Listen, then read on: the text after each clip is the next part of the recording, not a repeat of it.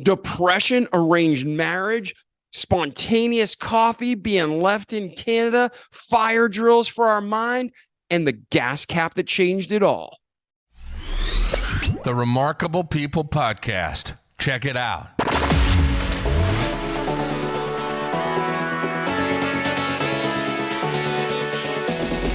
The Remarkable People Podcast. Listen, do, repeat. For life.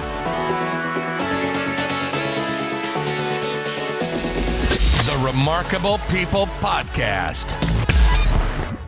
Hello, friends. Whether you're a first-time listener or one of our remarkable community members, we are so excited you're here today.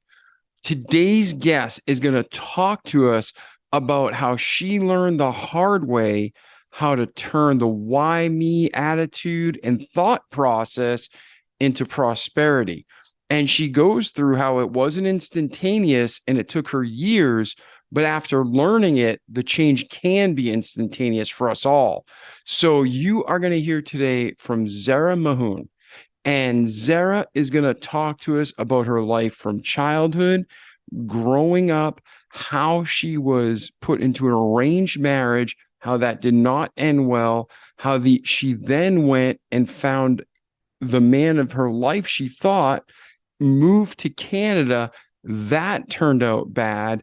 And then she explains how life turned around. She picked up the pieces and she's in a better place than ever. So just like our slogan says, don't just listen to this great episode, but do the good parts, repeat them each day so you can have a great life in this world and an eternity to come. So Zehra is a great woman. She's a coach. She's an author. She's a consultant. She has a background, as you'll hear in the episode, in a ton of expertise. So she is a well-learned woman who's bringing you great content to apply to your life. And on that note, before we jump into the episode, don't forget about the Remarkable People book, how they did it, and you can too. We have 12 authors from the podcast that chipped in, wrote a chapter of the book each, and each chapter is a laser-focused topic that they not only explain how they overcame or achieved what they did regarding that topic, but they break it down into practical steps so you can too. The last page of every chapter, just in case you missed something, is a checklist. So after you go through the chapter once, read it again, take your notes and get ready to apply. But in case you miss something, you got a 1, 2, 3 checklist to kill it in life and to overcome and to release that hero inside of you. So I'm David Pasqualone. I'm excited about the book. I'm excited about this episode. And more than anything, I'm excited how it's all going to impact your life for the better. So right now, get your pens and paper ready and let's enjoy this remarkable episode with Zehra. Hey, Zehra, how are you today? Fabulous. How are you? Man, I'm doing great. I'm looking forward to talking to you.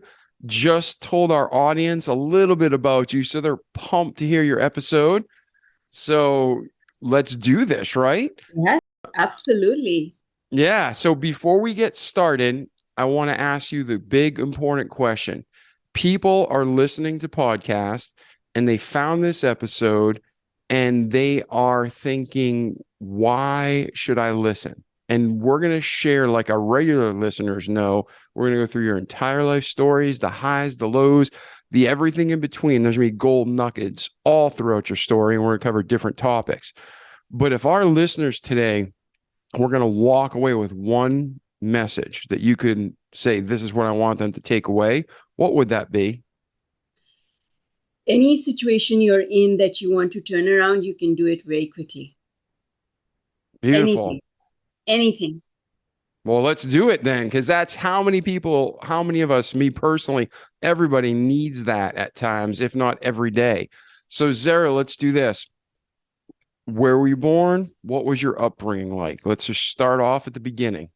I was born in Pakistan, and for the first few years of my life, I wasn't I didn't spend all my time in Pakistan. So when I was born, I was there, and then my parents left and they were overseas, came back, and I went to school in Pakistan Okay. for a couple of years. My parents traveled a lot for work. My father traveled, and so we were in one country for a couple of years, and then back home to Pakistan, and then we would travel again. And And it was when we traveled, we stayed for a couple of years in that other country. okay. Now, were you an only child? Did you have brothers and sisters? No, I have a brother. I do have a Older, brother. older, Younger, younger? younger, younger. Okay. Hmm. And Yeah. then your home life with the traveling, was it exciting? Was it just the way life was for you? Was it stressful? Like, what was that like in your family? It was fun as far as I'm concerned. I enjoyed it. The only part of it that in the beginning was difficult was leaving my friends behind. So I'd go somewhere, make new friends, and then 3, 4 years later, you're saying goodbye to them. And we didn't have email. We didn't Yes. have FaceTime. So that way it was tough. But after a while, I started getting excited about making new friends and having the old friends become pen pals with me. So it worked out in the end. All right. Well, right there is a good talking point for people who are transient, maybe because their families or the military, all sorts of situations that would Yes. make you move a lot. What are some tips that you're like, man, I wish I told myself, my 5-year-old self, my 10-year-old self, my 15-year-old self, what would you tell that young lady today to help her adapt and overcome to the moves? Well, my own experience was that it was fun to meet people from different places and get to know them and get to know their culture and how they thought a little bit differently. But underlying, I found that everyone's the same. People are the same everywhere, and there are good people everywhere. You can find them. I think the Nice. problem is when you're scared because you don't know where you're going, what will you find? Will you find people who are like you that you can really enjoy being with?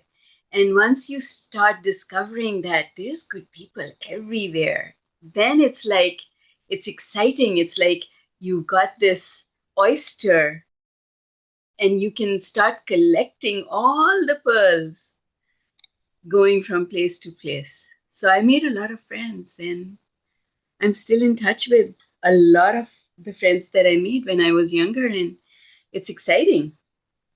That is exciting. That to stay in touch, that's fantastic. Especially back then, you didn't have smartphones like you said, or Zoom or FaceTime. That's great. It helps to have an unusual name. People can find you. Yeah. Yes, exactly. So, well, okay. So now you're kind of moving around. Anything in those first few years of life that's remarkable, in remarkable meaning worth commenting on, that influenced who you are today? Absolutely. In fact, I think there was a very big influence on on me, and that influence was that I noticed that everywhere I went, people were different in the way they did things, but they thought they were right. Everyone was right, and everyone was calling the other person wrong. And I think that really made me wonder who really is right, and what does it mean to be right, and why do people fight?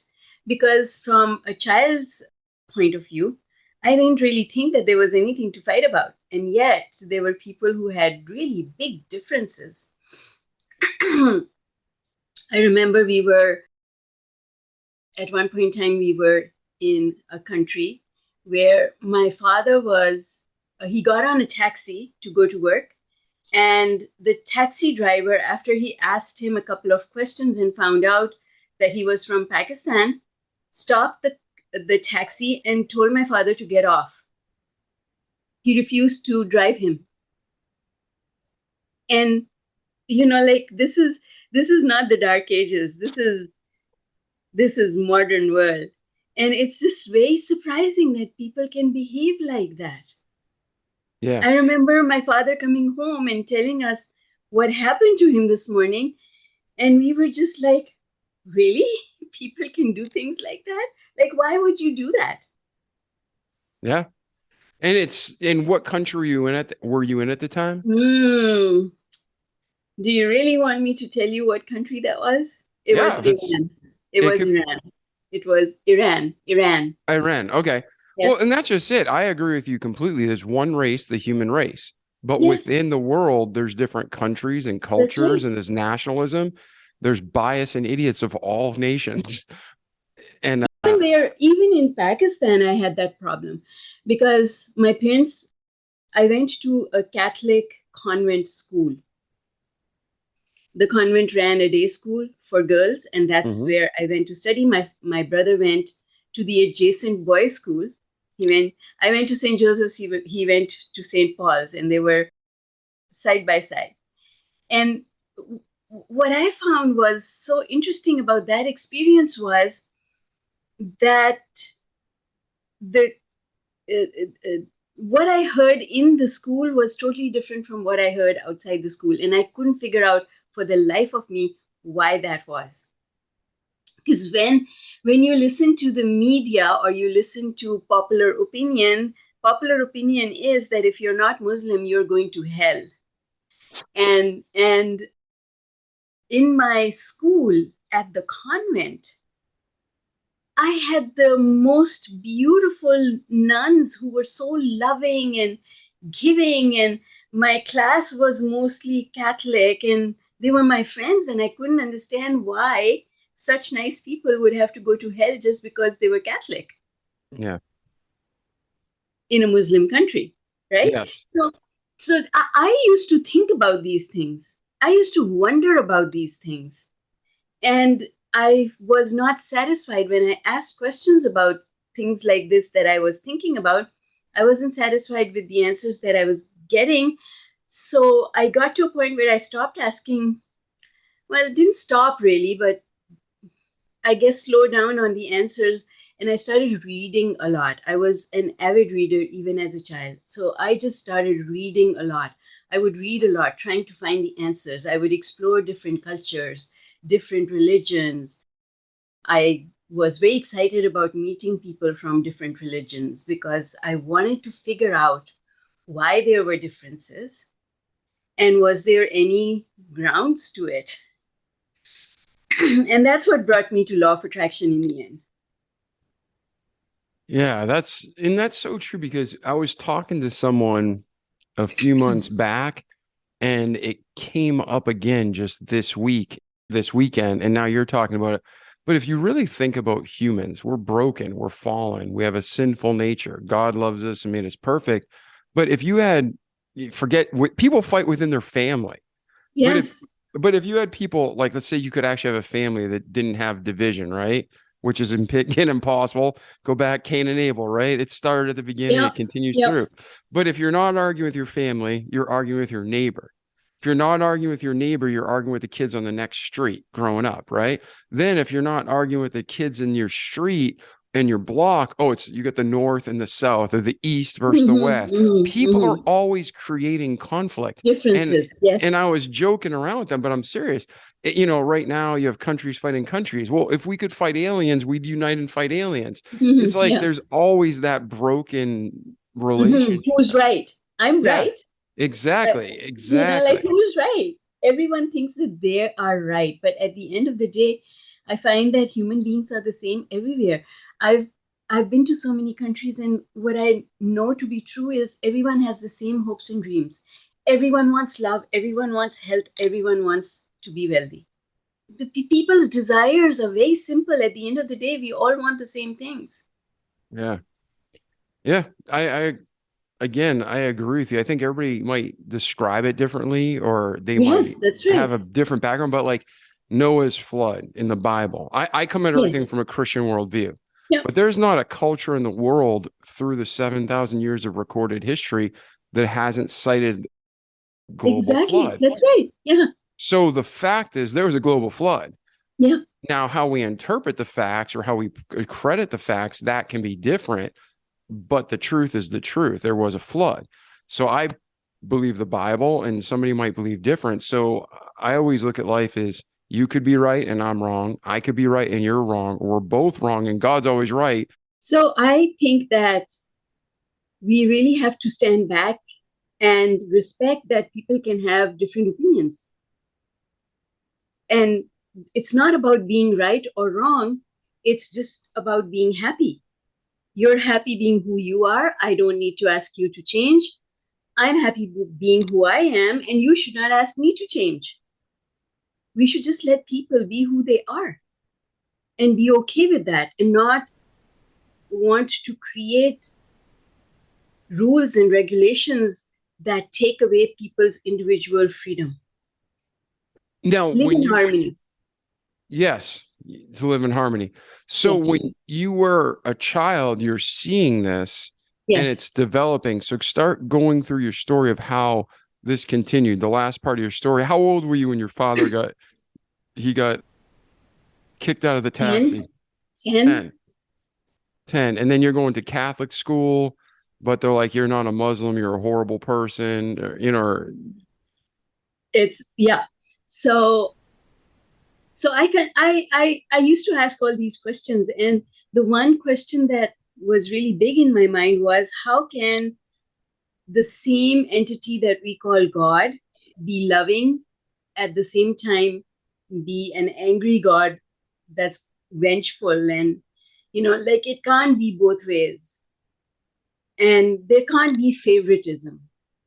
So the way I saw people practicing religion, both in the convent and outside the convent, people were trying to almost bribe God or please God. And the question in my head was, but if God runs the entire universe, then God has to have a system and be extremely fair. There can't be favoritism. It has to be fair to every single person. So I was always asking questions about why certain people were struggling and other people were not struggling, why someone was sick, why another person was not sick. And I was confused. I was totally confused, because I didn't understand what was I supposed to do so that I would have a good life, so that I could be happy, because God seemed like a schizophrenic entity who kept changing his or her mind. Mm-hmm. And so my dilemma was, I need to understand God so that I can prosper, I can thrive. And I had this ever since I was a child. Like in my teenagers, I was like, okay, I need to understand, because everyone tells me, whether I'm at school in the convent or I'm at home, people are telling me I need to make God happy. But what makes God happy? Because I see people who are working so hard and they are good people, but they're not getting the gifts that life should be able to give them. And then there are people that are not doing anything to please God. They don't pray, they don't give, they're not generous. Why are they prospering? It didn't make sense to me. The reasons that learned people, talked about and taught us didn't make sense to me. So I was always in the search for what is God's system, because God's got to have a system. Somebody's got to know what that system is. I need to find out what that system is, because I want to thrive and I want to have a good life. Now, would you talk about this openly with your parents, or was it not openly, covertly? Okay. I would try and slip in a question here or there. And what was were they of a Christian background, a Muslim background? My parents were Muslim background. Yeah. So they were more rigid. This is the way. Do not divert. No, actually, my parents were more open-minded than most others, and they were open to having a discussion, but their frame of reference was limited, and they stuck to it. So if you're going to ask questions that stir up things, you have to be open-minded enough to accept other points of view. You cannot be stuck in your point of view. You've got to be open to receiving information that possibly you were not familiar with before, and take it for what it is. And my parents had their limitations, but I was able to talk to them. And I think that the fact that they couldn't satisfy me actually urged me on to keep looking. An example that I will give you, I remember having this discussion with my mother, and I was very young. I was younger than 10 years old. This is when I was maybe 6, 7, 8, in that age range. I came home from school one day and I asked her a question because we had studied something at school that said that the prophet, that after the death of Jesus and Muhammad, there will be no other prophets sent to mankind to help mankind sort out life. And I asked my mother, why would God do that? Why would God say there's going to be no more prophets? Doesn't God want to help people anymore? Like, why is that? And my mother was not able to satisfy me. She was not able to give me a satisfactory answer. So I had all these questions collecting in my mind, like, why can't people receive guidance from God? Why do we need to have someone intercede for us? Why can't God talk to me directly and tell me what I need to do? Why does it have to come through a priest? So I had all these really controversial questions that I would ask my parents at times, but I think I thought about it more often, and I figured that my questions were not popular, and so a lot of times I wouldn't ask them, but I would keep thinking about these things. Yeah, and those are good questions that most adults don't think about, let alone children. So from like a Christian worldview, there are answers to those. And it's like, and we can get into the answers, but basically, like, when you went on through your life, like, were you able to find those answers? Because Yes, because when Jesus was a sacrifice for us, God left the Holy Spirit with us to indwell. And then we have the Bible, and that's something generations before haven't had. So again, there's always the facts and the truth, and it's all about the interpretation. So where does your journey go looking for those answers? Where do you start finding them, or how do you start finding that peace and joy you were talking about? I read a lot. I kept reading. I read a lot. I read a lot of philosophy. I read anything that anyone wrote that had gems of wisdom in it. And in the end, what I did discover is that we do have our direct line to God. God does provide guidance. There is guidance. I can meditate. I can pray. I will receive my answers. They will come to me sometimes through other people, sometimes through signs. I've had a real miracles happen in my life that prove to me how all of that works. And so I think that I had to receive that personal proof. And when I received that personal proof, everything settled down for me. I figured it out. And I think that that's what everyone needs. We all need our own personal evidence that can help us to establish that thing that everyone talks about, that's so elusive, that we call faith and trust. Developing that. And then how did you find over your life to develop that? So you're a child, you're growing up into teenage years, you're asking questions covertly, not overtly, and you're starting to read and to bring in as much content as you can and sort through, this is garbage, this is truth. Keep going on your journey. Well, so really, in my childhood, I think I was curious, but as a young adult, when I was in an arranged marriage and my husband was abusive, he strangled me, and my whole life changed in the sense that I became fearful of being there. So he was physically abusive, but after that incident where he strangled me, if his mother hadn't stepped in to save me, I would have died at that time. That's when it really shook me up. And how old were you then?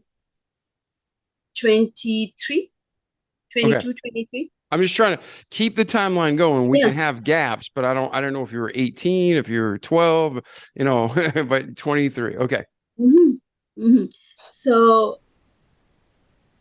so I ran away from home, and I decided to keep the baby because I thought this is the gift of life. And if I say no to this now, who's to say I'll ever be gifted this treasure again? So I decided to keep the baby, even though I was advised by a lot of people to not keep the baby, but I did. And And I'm just so so we know, culturally, when you say keep the baby, meaning obviously raise that child no, versus I was advised to abortion. have an abortion because I was only 2 months along. So I could have had an abortion. That's what I'm saying. I didn't know if you meant give it to an orphanage. Yeah, no, no. Well, that too, but I decided I was going to keep my child. I considered that a gift from God, and I was going to keep that gift. But that's when my questioning really became loud and unbearable, because the question in my head was, why did this happen to me? What did I do to deserve this sort of treatment from God? Because in my head, whatever was happening to me was not created by man, it was doled out by man, but created by God. So the question was, why me? Why did this happen to me? I need to figure out, what did I do to deserve this? So that was truly the beginning of an active search for answers. And the search came later. In the beginning, I had to stabilize myself because I went into a very deep depression, thinking, why me? And not being able to answer that question, why did this happen to me? So in the beginning, I went into a deep depression. I came out of that depression because I had a child, and my child needed me. So I made my priority becoming financially stable in order to provide my child with a safe and abundant home. So I started digging my way out of depression, went to work, created stability, but I would still slip into depression because I didn't stop asking that question, why me? Why is it like this for me? What did I do to deserve this? Just my ability to handle depression improved. At first I would go into depression and stay there for a year, but then slowly after a while I was able to talk myself out of it in a couple of days. And see, let's talk about that. Depression is something that a lot of people suffer with. Yes, And most of the time, it's baggage we carry with us where it's like, this is our it is. expectation and this is our reality. Yes. Now, there are chemical things, there are physical injuries. Man, it's so complex. So I'm never going to be Mhm, the guy to mhm. say it's all or nothing. It's That would, not, yeah, it's not the same. Every situation is different. My situation was caused by mental trauma, yes. and just asking this question over and over again, why is my life like this? What did I do to deserve this? Why am I not one of the people who is happily married and successful and enjoying life with a loving partner? What did I do to deserve this? Because I was always a good little girl. I did everything by the book. Whatever I was told, this is the right way to do things, I would do it.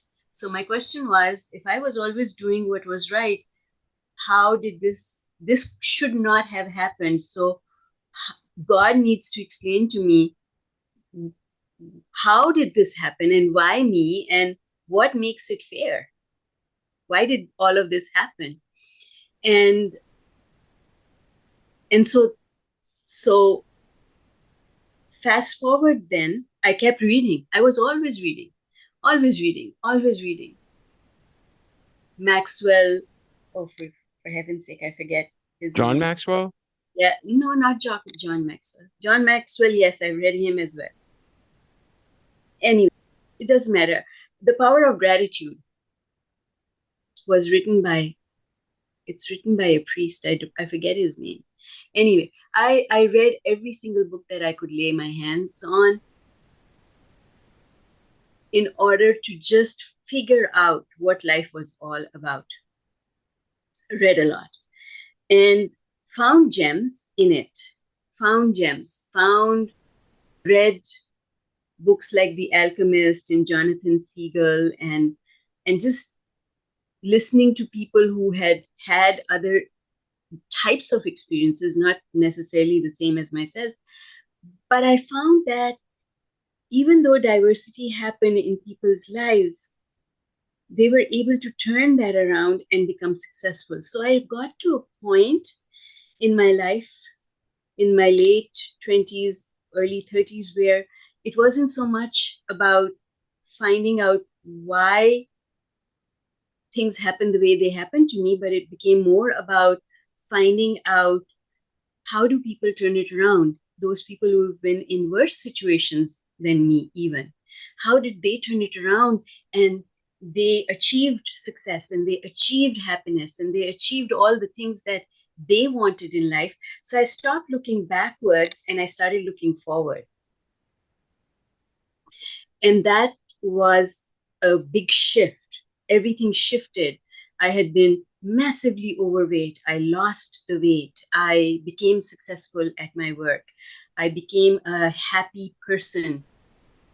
I stopped complaining, basically, and started looking forward to what can I do? What do I have control over? How can I change things around in my life? And, like people talk about miracles, and I always say you have to have your own evidence to start having faith and trusting that there is an entity that is out there looking after you. So one day over the weekend, I had just finished my workout. It was a nice lazy day at home. I received a phone call. I picked up the phone, said hello, and there was a voice at the other end of someone that I knew. And he said, haven't seen you for a while, haven't spoken to you, would love to take you out for coffee. Do you think you would go out with me? And I said, yes, of course, I would definitely go out with you. And then he said, well, the thing is, I'm right outside your house. So do you think I can come in? And for a minute, I was just like, what? How do you even know where I live?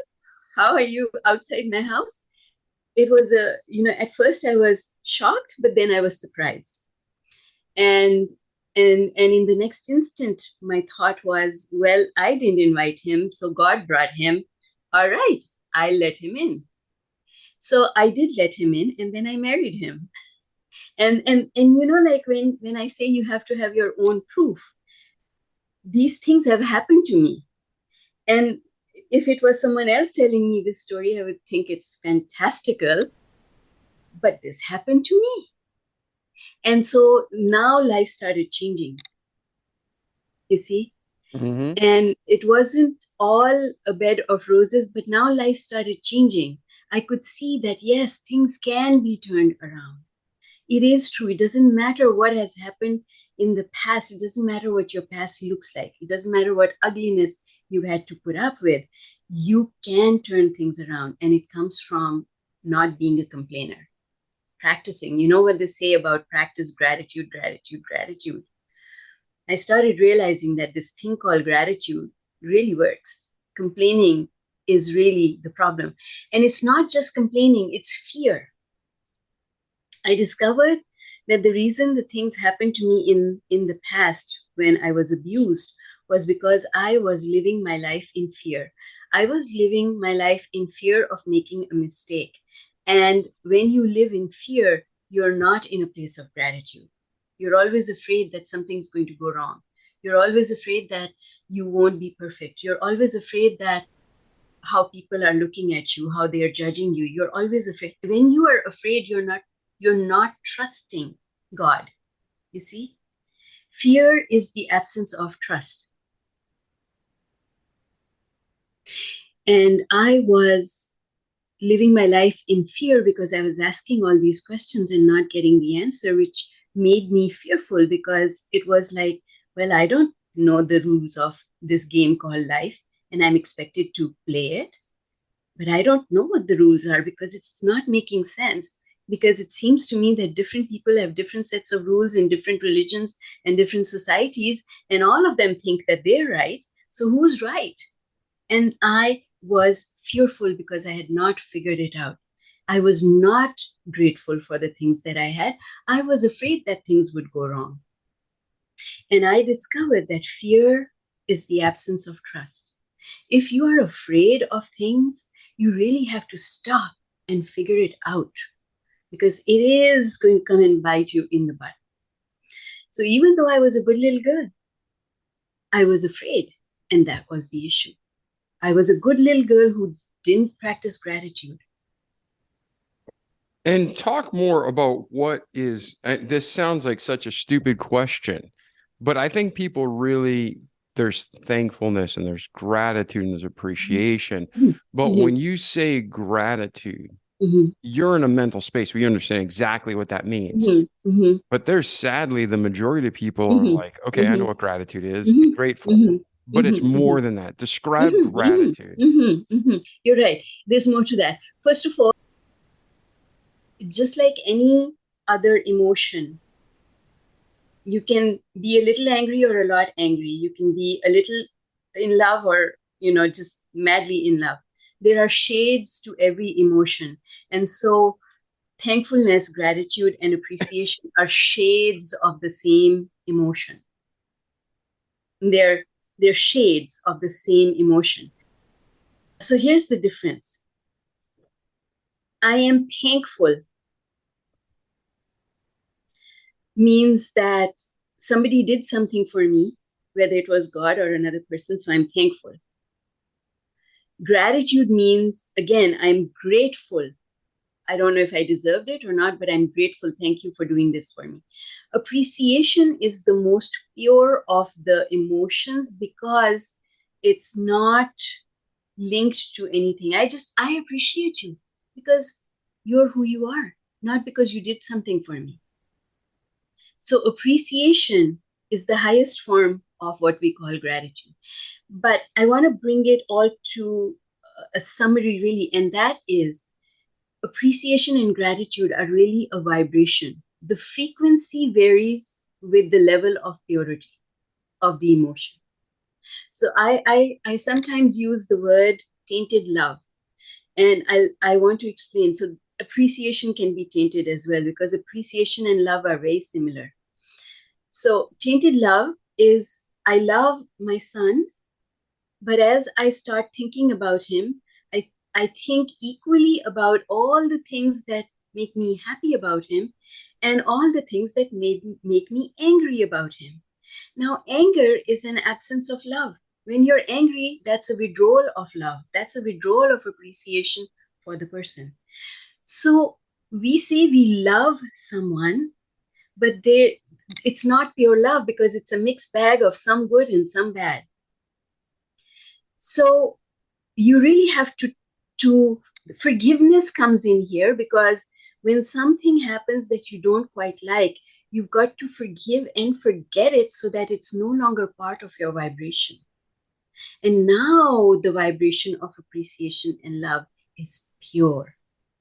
I say that the best appreciation is appreciation for nature because I've never had a fight with the tree. I have no history with it.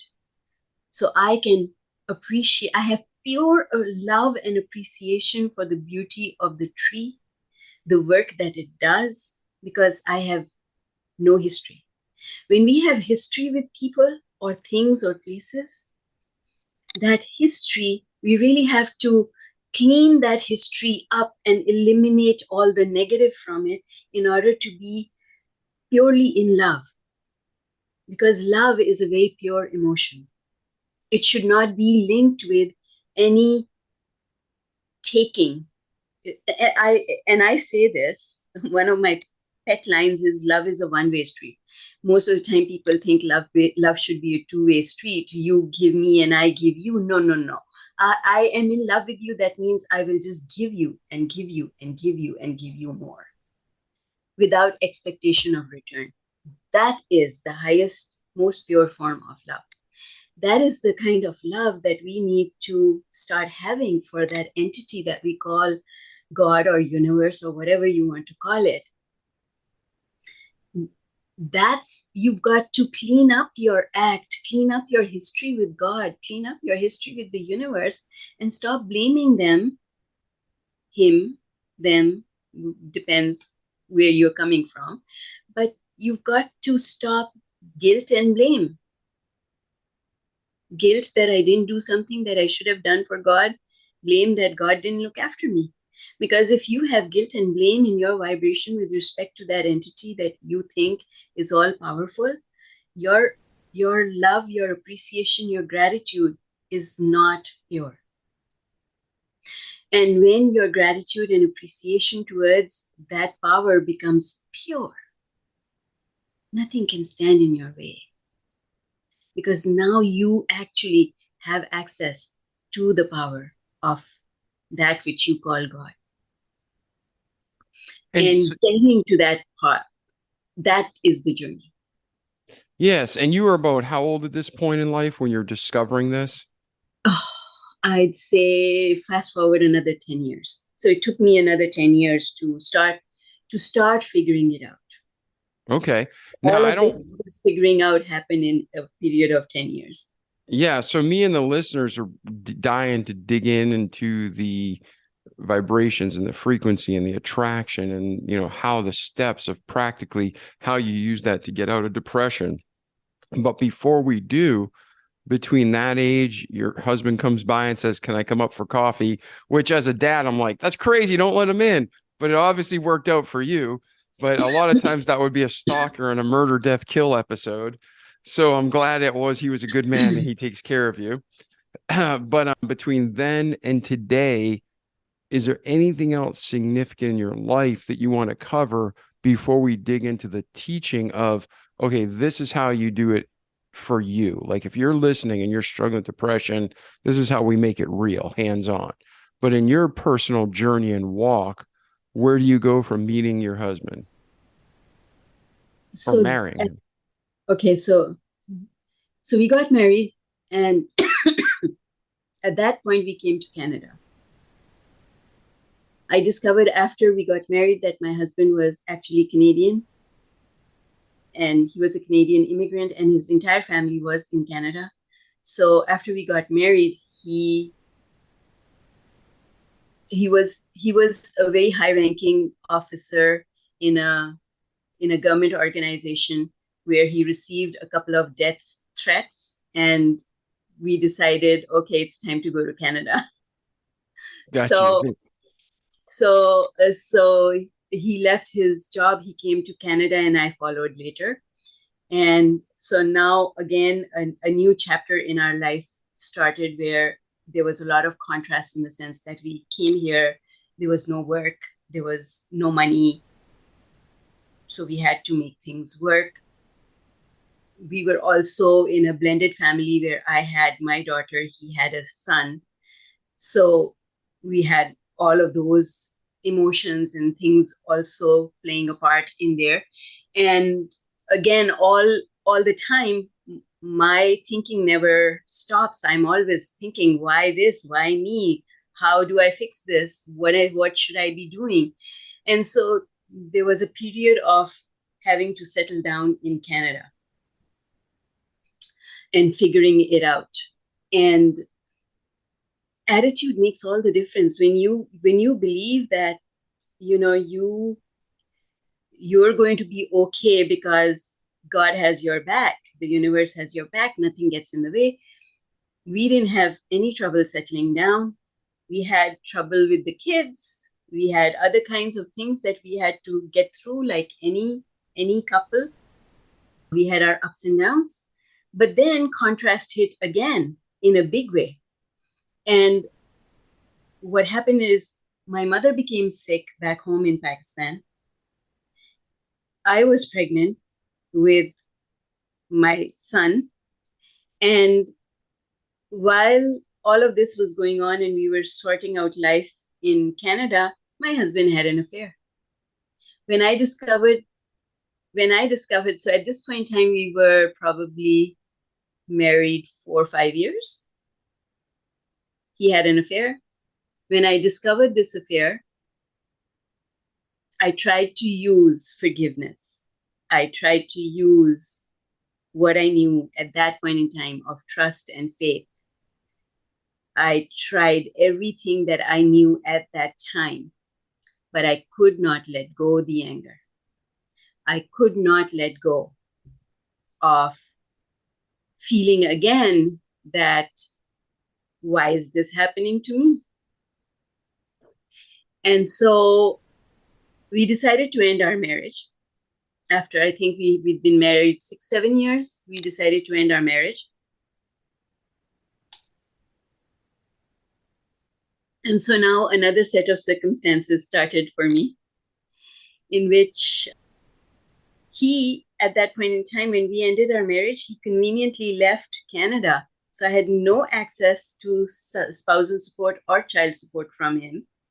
And I had been the one who was at home. I was the homemaker. He was the one earning. So I didn't have work and I didn't have money. And he had left me with debt. So now, did he leave you? You had your son and you were pregnant with another son? No, I had my daughter. Oh, your daughter. And I had a daughter and I had already had my son. He was almost 2 years old when my husband left. And did your husband take his child with him or did he leave his child? His child at that point in time went to live with one of his sisters. So and my husband, my ex, he left Canada. So now I had a new set of circumstances. But I had achieved my objective, which was that he should leave our son with me. So I had the custody of my son. But now a new journey started where I was in a new country, relatively, and I had to establish myself and provide for the kids. So that whole thing started again. Why me? Why did this happen to me? What did I do to deserve this? And that whole cycle started again. And my search for answers continued. So one day, and I'm going to tell you a little story. This thing changed everything for me. I got recruited. It was an interesting journey. I met someone, that someone introduced me to someone else, and that someone else asked me to come and work with her. And she was in a commissioned role in the financial industry. I had some background in finance from Pakistan. I had been working in the financial industry. She said, you come and work with me. So I did. And it was a commissioned sales job. So one morning I was slated to meet a really important client. This client was a big commission. It was going to pay for everything for the next few months and a few months in the past. So this was a really important client. I was going to see this client and I stopped at the gas station to get gas before going into the office. And he called while I was at the gas station and he called off the appointment. He said, something's come up. He made an excuse. And I said, can we reschedule? And he said, no, I'll let you know when we can reschedule. And it just destroyed me because I was so counting on this deal giving me the commission that I needed in order to pay for things and just stabilize myself. So I cried. I got my gas. I got on the highway. I went in. It was like a 45-minute drive into work. And trust me, I don't drive at the recommended speed. Yeah. And what year was this now? Was this after 2000 because you had a cell phone? Oh, yeah. This was 2007. Okay. Oh, so it was right when the bubble was crashing of housing and everything? Just before that, yes. Yeah. Okay. 2007. and so maybe 2006, but 2006, 2007.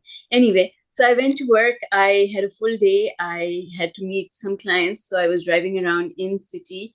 Then I came back, and all day there was a cloud over my head. It was like, why is, again, the same question, why me?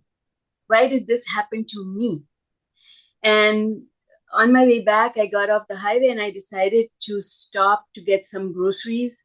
There's this grocery store that I used to go to that was right off the highway. Stopped there, went inside, had 2 bags of grocery, came out, and the ground was wet. The car keys were in my pocket, so I wanted to put one of the bags down so that I can grab the car keys. I decided to put this one bag on the trunk of the car. And when I put the bag on the trunk of the car, I almost fainted. I almost, like I had a heart attack. It was just, I couldn't believe what I saw. I trembled from head to toe. I almost dropped the other bag. And I just had tears streaming down my face. And I was very conscious that people were looking at me. But what I saw was nothing short of a miracle. And the reason, I'll tell you the reason, is because that morning when I had filled the tank with gas, well, I hadn't filled it. I just got very little gas, enough to get me into town and back. But I was driving an old clunker, and the cap for the gas tank, it was not attached. You know, usually you have this cord that attaches it to the tank. It was not attached. And I was used to placing the cap in the crevice between the trunk and the windshield, the back windshield. Mm-hmm. That cap was sitting there in that crevice. And when I saw that, because I have a science background, I understand physics, I couldn't believe it could. There was someone holding that there. Otherwise, it could not have stayed there. Because I was on the expressway, going 45-minute drive, coming back 45-minute drive, driving within town, turning left, right, whatever. Yeah. That cap should have been long gone. It should have been gone before I left the gas station in the morning. Yep, that first turn. Yes, exactly. If you've ever put anything on your car, you know how quickly they're gone. I did that with a laptop one time. It was crazy. Oh my God. I've done it with a cell phone, but it goes so quickly, right? But why? How? And this is such a light thing. It's not attached. It's not magnetic. There's no way this gas cap can be sitting on the trunk of my car. It's just, it defies. And I didn't have the wherewithal at that point in time to take a picture. I should have taken a picture. But I can tell you, every time I tell this story, I go right back there. Every time I have my faith weakens and wavers, I go right back there. Because that was God talking directly to me. That was my personal miracle that told me that when I pray, somebody out there is listening. Mm-hmm. And that changed my attitude. Again, it's all about change of attitude. When this thing happened with my husband having an affair, my mother being so sick, and she passed away in 2006, again, I wasn't thankful anymore. I was cribbing and complaining and angry, even though I should have had so much to be grateful for. I wasn't grateful. I was angry that I had to come to Canada. I was forced to come to Canada. I had a very good job in Pakistan. I was forced to come to Canada. Now my mother was sick. I couldn't see her. I was cribbing that I was pregnant with a baby and having to manage the emotions of a young daughter of my own and his son, and not having enough money for all our bills because we were starting a new life in Canada. So many things. I was cribbing. I was complaining again. And when this event happened, I came to my senses again. And I was like, okay, you got to stop cribbing and complaining. You got to start becoming grateful and appreciative again, because you know better now. And so, but this time I had powerful proof. I had my own personal miracle that is now my anchor. I always go back to that event. That's a very important event in my life. But the beautiful thing about this event that happened for me is that now the happening of such events became common. It became like an everyday thing. Many such things would happen. Unexplainable things, unexplainably wonderful things would fit into place. And I believe it's just because I changed my attitude, an attitude of gratitude, right? Mhm. And so from being in that place where things were not good, I became star performer, financially successful, amazing, good life, happy, my children thriving, everything good. Bought a big house, moved into it. And then my husband came to visit, and he said, "You had custody of our son." We had actually, in writing, we had joint custody, but my son lived with me. My son was around 6 years old at that time. My ex came to Canada and said, "You've had him for 6 years. I'm returning to Canada now, and I want him now. So I'll be back in June, and I'm going to take him away." And it just destroyed me completely. That depression that I hadn't been in for many years, I went back into that deep, dark place. I couldn't adjust to the fact that my son was going to be taken away. I stopped working. I couldn't work. I couldn't focus. I couldn't think. As a result, I started digging a financial hole because I wasn't able to work. There was no money coming in because I was commissioned. So there was no money coming in. Again, I started digging a hole under my feet. Again, I became a complainer. Why me? Why is this happening? How can I prevent it? Who's going to help me? How am I going to figure this out? And in the end, what happened is that my husband did come and he took my son away. It destroyed me completely.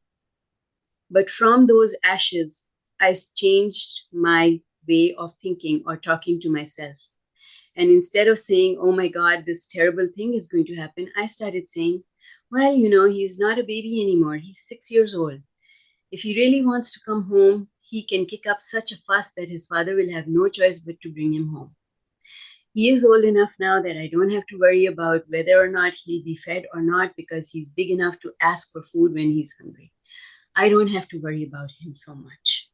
I've taught him how to look after himself. He's going to be fine." And isn't it wonderful that I actually have some time to myself where I can do things that have been on hold for me for a very long time? So good, if he's with his father, I have some freedom now.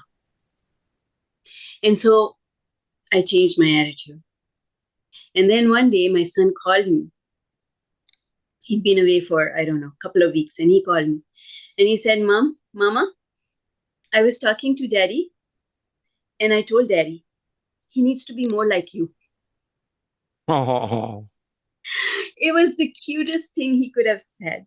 And it just changed everything for me. When he said those words, it changed everything for me.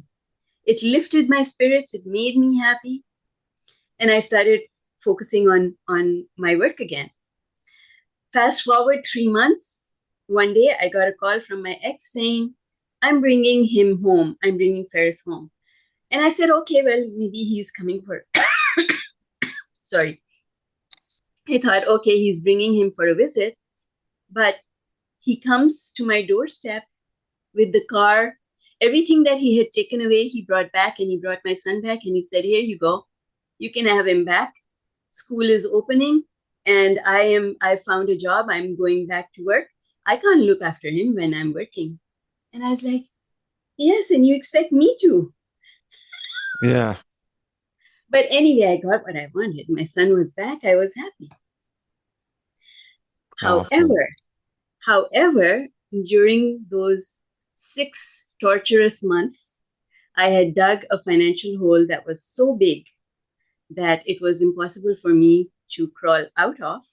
And so now I had a new problem. And that problem was, if I can't look after things, I'm going to have to go bankrupt. And that is just not an option because I will lose my business license and we'll be penniless again. So now started a whole new chapter of my life where again I had to lean on faith. I had to talk to God and ask for guidance. I had to do things that I knew I had to do, and there were some difficult decisions that needed to be made, but I made those decisions without a complaint. In fact, I was so in appreciation because God brought my son back home to me that I was singing and in praise all the time.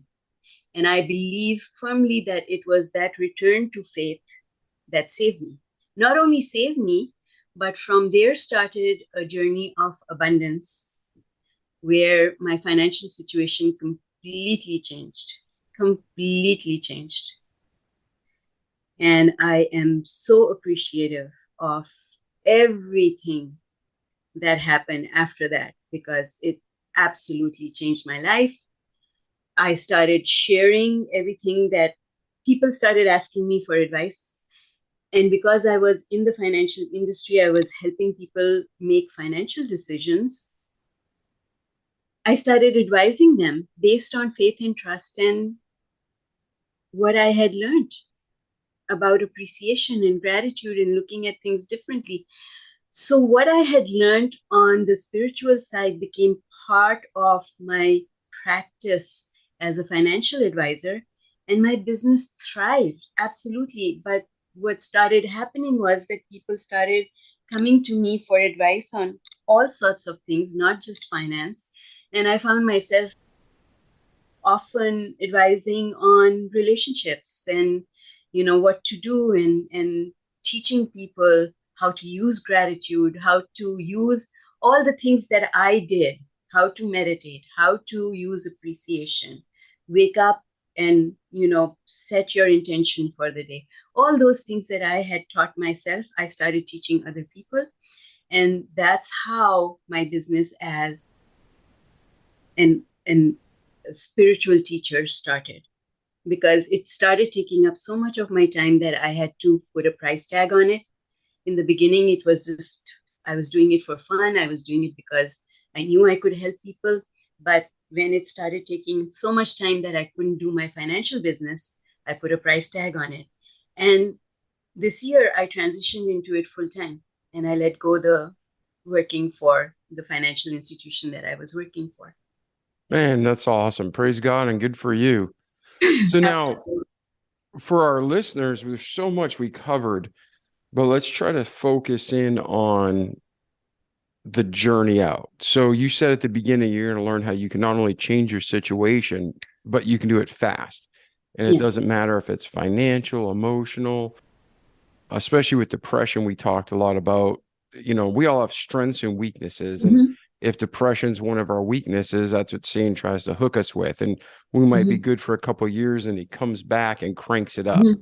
So Mm-hmm. just out of the blue, sometimes you're just like, wow, I'm really down. And then Mm-hmm. you got to think through. So no matter how deep somebody is right now or how they got there, Mm-hmm. what would you say are the steps to start getting out? So like we know, like, okay, you said be grateful, be thankful, but how do you do that? What's it practically look like? Mm-hmm. Like, do you Mm-hmm. get up and do you say something 5 times? Do you make sure you're setting alarms on your phone? Like, what's the real practical, applicable? How do you break free from depression?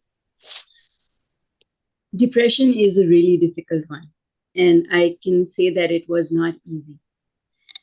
What helped me Couple of things. First of all, depression is because we don't see our lives going anywhere. We see ourselves as failures in some respect or the other.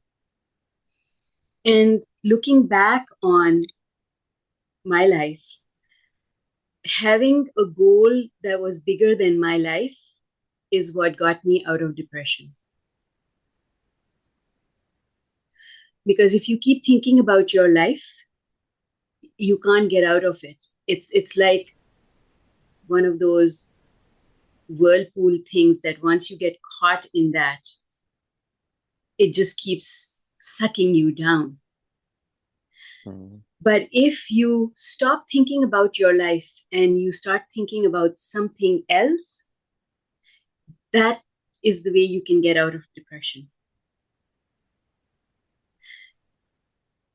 Because the more we think about our own life, the more sucked in we get. So a couple of things that I did that helped me to get out of depression was, one was volunteer work. Volunteer to help people who were less than, had less than, were in worse place than I was. Made me feel of value, took my attention off of my own life and put it on something bigger than me. Number two, having my children got me out of depression. When your child needs you, you can't be depressed. When you have a baby who can't do anything for themselves, you've got to find the strength to get out of bed and look after your child. And for me, my children are really important. And if my children need me, nothing else matters. So my children also gave me the impetus to live life. Otherwise, if I didn't have my children, I would have dug a hole somewhere and, just given up. I did not give up because my goal was not just for me, it was for them. So having a purpose. Yes, having a purpose that's bigger than just you. Yep. And then combined with that, self-talk. How do you talk to yourself? What are you saying to yourself all day? What you are saying to yourself is really important. And over a period of time, I developed what I call the paradigm of the 6 thinking choices. Every minute of the day, we are making a choice. And there are only 6 choices that you can possibly make about the direction of your thought. So you can think about the past, the present, or the future. That's all. Where else are you going to go? There's no up, down. It's past, present, or future. But in the past, you can go negative or positive. In the now, you can go negative or positive. In the future, you can go negative or positive. And those are your 6 thinking choices. So when I went into depression because I thought things have never worked for me. Look at where I am now. This is a horrible place to be. Why me? I looked at the future and I said, this is never going to change. How am I going to claw my way out of this? So those are 3 negative thinking choices. As long as you keep making those choices, you cannot get out of depression. Coming out of depression means making a different choice. And so I started saying, I've dealt with horrible things before. So I went past positive. I said, I've dealt with horrible things before. I was strangled. I have come through so much adversity. If I can come through that, then I can deal with this as well. My future does not have to look anything like my past. My future can be better than my past. And then I looked at my now and I said, you know what? I am so much better off than thousands, maybe millions of other people in the world. And so again, it was that shift to going to appreciation, shift going to gratitude. That gratitude attitude, if you practice it, will get you out of depression. You said timer on the phone. I didn't use timer on the phone, but I'll tell you what my favorite tool even to this day is. It is yellow stickies. Yellow stickies with messages to remind me to appreciate. My yellow sticky just has one word on it: appreciate. I have it on my bathroom mirror, on my computer, inside my car, everywhere. Yellow stickies. And I do have a practice in the morning. I call it pre-paving, and it's a short prayer that I offer soon as I open one eye. Not even both eyes are open when I say this prayer, and I say it more than once, 2 or 3 times until I'm out of bed. And it's simply, dear God, thank you for a brand new opportunity to enjoy life. I want my day to unfold with ease. I want good things to come my way. I want to remember to appreciate people, places, and things. I want to be good to myself and others. I want to end this day feeling happy and satisfied. And I want to remember at all times that all things are possible. Yeah, Luke 1:37. For with God, nothing shall be impossible. Yes. And so I started using this prayer in the morning. I would say it, repeat it often during the day. I have a similar prayer going to sleep where I tell my mind to shut down and allow my body and my emotions to heal and rejuvenate. Basically, you have to get your thoughts out of the way. Your thoughts can hurt you or your thoughts can help you. And that depends on, in my experience, the 6 thinking choices. So, and then count your blessings. It's so important. We are blessed with so many things that we take for granted every day. So I forced myself to become someone who would not take anything for granted.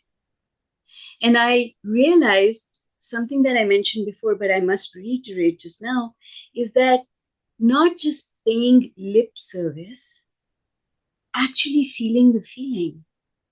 We become a society that offers words very easily. We meet a friend and we say, oh, I missed you, but you didn't really miss them. Or, I love you. You say the words without feeling the feeling. One of your children comes to hug you, and you hug them and say, I love you. But in that moment, do you actually feel the feeling of love? Do you actually convey the feeling of love? And to me, what has become most important is to really feel the depth of emotion. If you're angry, feel the depth of that anger and deal with it. But spend most of your time in a place of appreciation and love, and actually feel the love. Don't just talk about it. Feel the love. When you feel the vibration of love, that's what you're sending out into the universe. And it's like a boomerang. We say that very easily. Whatever you send out comes back to you. But basically, that's what you're sending out, because every second that you are alive, you are vibrating the emotions that you're feeling. And they are like a boomerang, because they will come right back to you. If you send anger out, anger returns. If you send revenge out, revenge returns. If you send love out, love returns. And how do you, so somebody's listening and they're feeling down and they're hurt and they have every right to feel that way. They've been really, abused in life and taken advantage of. So, I mean, there's a million scenarios. I'm just trying to find a frame of reference. Yeah. So, I always imagine our frequencies, our energy, the vibration. It's like you're driving through town and you're listening to the radio and it's coming in clear. And then as you're going into a new area, it starts getting staticky. Yes. So you have to adjust the radio dial to get it to come in clear again. So it's a constant. If you went Yes, it cross is. country, you're Yes, going it to be is. constantly changing that dial. Mhm.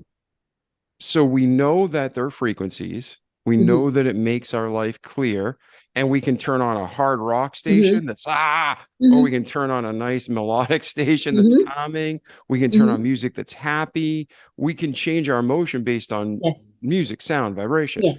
So now we know things change. We know we can tune it in. We know there's different channels. How do we find the right vibrational channel and tune into it? Here's the thing. I call it the fire drill for your mind. You Say know that how again.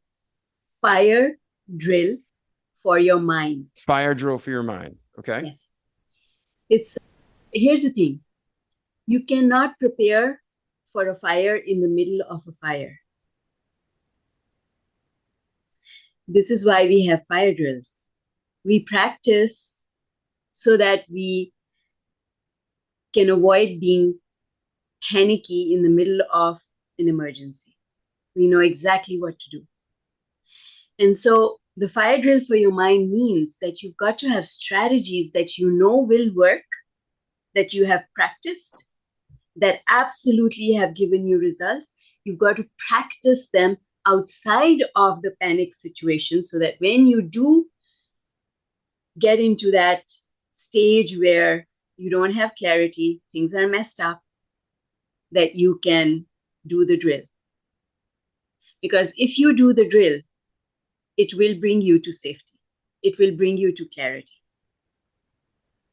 And then, so what's a drill like that look like? Like, how do you feel happiness? Yes, exactly. So now the concept of the drill works, but the drill has to be different for every person because we are all different.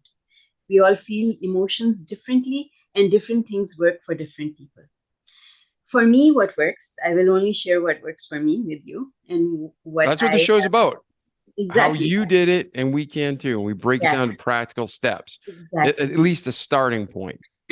One of the things that in my journey I came across, and I have many certifications, but this one certification that I obtained, I remember my daughter was 5 years old. I used to have to bring her to the classes because I didn't have daycare. And the instructor was good enough to allow me to bring her. I got my NLP certification. And in NLP, neuro linguistic programming, there's a concept called anchoring. And what you do is you anchor a thought. And that anchor is so, you practice it so many times that it becomes so well developed that it does not allow your boat to flow away, to float on with the current. And the anchor is just a thought, but it's a thought that if you practice it often enough, will immediately change your emotional state. So I have a couple of thought anchors. These are thoughts, images of memories of a moment in time that is sometimes less than 60 seconds, but revisiting that moment in time helps my emotional state to immediately improve. And so that's a thought anchor. It's a thought that I have practiced, that I don't need to look for. I've practiced it so much that I know it's right there. I know where to go, and I can bring it up like that. So I have thought anchors that are linked to my the look on my the look of pride and joy on my father's face the day I graduated from university. The look of cuteness on my son's face when he rubbed a bar of chocolate all over his face. The look of absolute joy on my daughter's face when she spun around and round, watching her skirt billow around her with the rain falling on her upturned face. These images, these are just three examples of the kind of memories that serve as thought anchors for me personally, that when I visit these memories, It soothes my heart. It immediately changes my emotional state. That's what we want. Soon as we can soothe ourselves and change our emotional state, clarity starts returning. When clarity starts returning, then what you do is what I call a 4-step process. Is you say to yourself, okay, I'm upset because of this. What is the opposite of it that I really want? That's step 2. So where do I want to go? Step 3 is your self-talk, the way you talk to yourself like a friend would talk you off the ledge. You talk yourself off the ledge, basically, by saying things like, same kind of things that your friend would say to you. It's going to be all right. You can figure this out. It's never the end of the world. There's always an answer. All things are possible. The universe has your back. There is a God helping you. You've had miracles in your life before. You can deal with this. Nothing is outside your, your strength. You can do this. So you just talk yourself down, and then you feel better, and you tell yourself, I may not see the solution right now, but I know the solution is out there, and it will come to me. And it will come to me in the most surprising ways. All I have to do is to stop worrying. I'm going to go back to my faith, my trust, and then the solution will emerge. And now I feel better. Nothing's changed yet, but I just feel better because I've gone back to my faith. And then the next thing I do, step 4, is return to gratitude and appreciation. So now that I feel better, what can I think about that I can appreciate? Because I know that if I can just get onto the vibration of appreciation, then I am heading towards the vibration of love. And if I can get to the vibration of love, then that conduit of communication with that which I call God, the universe, opens, and all answers flow through. So this is the 4-step process. It's contained in the book Thrive, one of the many books that I've written. The prayer that I shared with you earlier on, and the techniques that I use in order to keep myself positively focused, they are contained in the workbook Unlimited. So I actually created a workbook because one day a coaching client came to me, and she was having so much trouble. I sat down and I thought about what was the things that I did that helped me. And then I developed a checklist for her. And I sent her the checklist. And after I sent her the checklist, she said, but there are no instructions with the checklist. How do I do these things? So then I wrote little pieces with the checklist to say, this is how you do this exercise. This is how you do this exercise. And it turned into a workbook. And I gave it to her. And then I decided, well, if she can have it, why can't other people have it? So I created a workbook and I put it on Amazon, and I dedicated it to her because she was the inspiration for it. So the techniques that I use are documented. I share them openly with an open heart with anyone who wants them. All the stuff that I've learned is in my books. And as I learn more, I write more, because I'm still constantly learning. I'm not a done thing. I'm still on my way. There are greater things to be done. Beautiful. Now, and then let me ask you this. The second step is the desired outcome. The third step is positive self-talk, talking yourself through the process like you talk to somebody else. So many times we give good advice to other people, but we abuse ourselves, right? That's right. Then step 4 was return to gratitude and appreciation. What was step 1? Like, how would you define that again? I hate where I am. I don't like this where I am. Acknowledge the fact that you don't like what you've got. It's okay to acknowledge it. Gotcha. You don't have to hide from the truth. In fact, if you hide from the truth, you can never deal with it. Yeah, you have to bring everything into the light. Yes. Yep, the Bible talks about that cover to cover, but especially in 1st, 2nd, and 3rd John, bring things to the light. If you leave them in the darkness, it'll grow dark. Yes, exactly. That's right. Awesome, Zehra. So I've learned a lot. makes me want to grab that workbook and just work through it and start applying this to my life. And hopefully for our listeners. So between your birth and today, is there anything we missed that you want to cover, or do you want to transition to where's Zehra today and where are you heading? I think I pretty much gave you what I wanted to cover about where I've been. Awesome. So now where are you going? What's next? Where I'm going is I am passionate about teaching what I know. That's why I am here with you, talking to you. That's why I've written so many books. That's why I've created a lot of free resources that people can have access to on my YouTube channel. My YouTube channel is basically a place where people can send in questions and I respond to them. I want to help people. Again, I have chosen to do something that is bigger than my life, because I know that works for me. When I choose to do something that is bigger than just me, all sorts of help arrives. All sorts of avenues open up.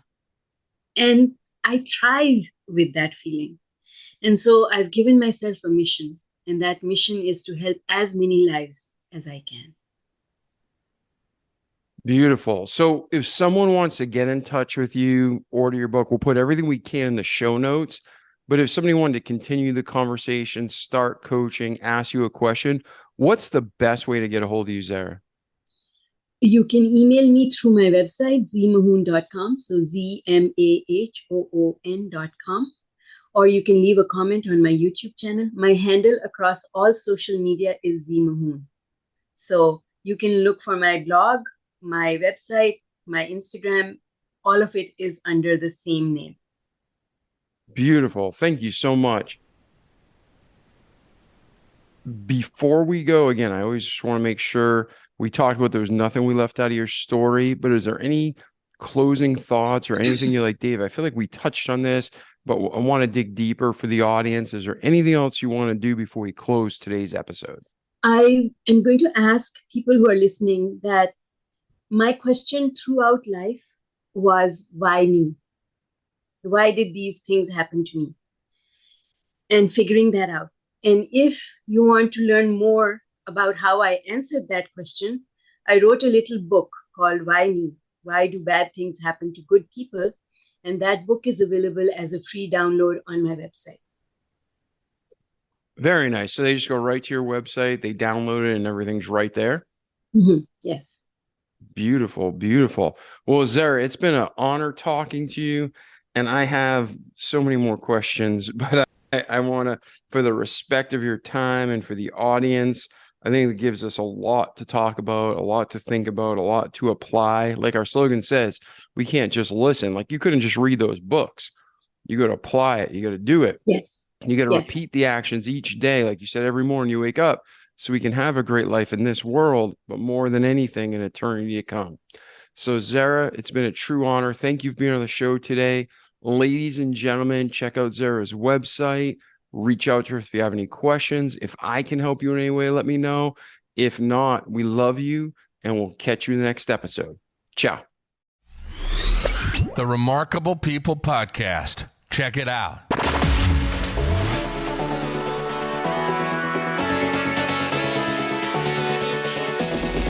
The Remarkable People Podcast. Listen, do, repeat. For life.